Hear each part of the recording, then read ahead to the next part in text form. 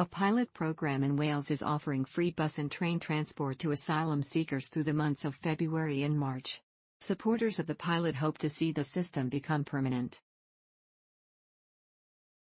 The program exemplifies Wales' attempts to diverge from UK asylum policy and governance. Asylum seekers, who have not yet received refugee status, are typically barred from working in the UK and usually have to rely on a small stipend for living allowance, around £39.63 per week. While accommodation is typically provided to asylum seekers, their limited allowance means many struggle to reach important appointments, such as healthcare or immigration. Often they are forced to walk long distances in rain or snow to attend mandatory appointments.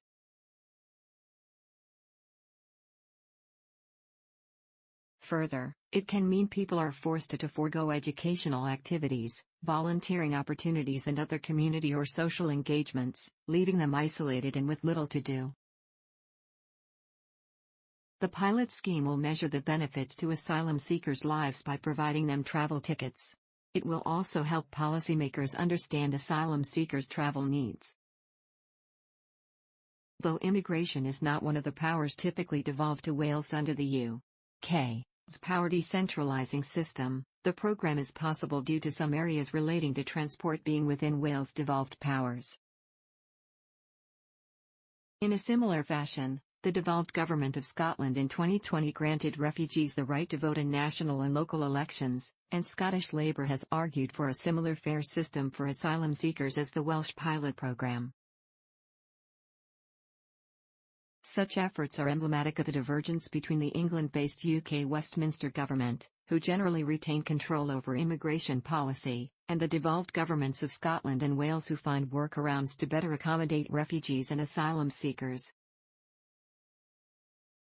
In 2019, the devolved Welsh government announced a plan to make Wales the world's first nation of sanctuary for refugees, offering counselling and integration efforts to people from the day they arrive.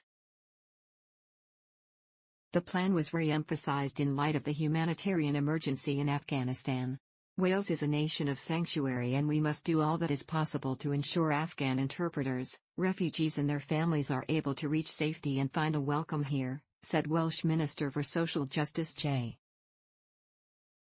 Such a stance sits in direct opposition to the UK's government's current plans to enact sweeping reforms to the asylum system which are regarded as hostile to asylum seekers, particularly those crossing the English Channel from France in order to claim asylum.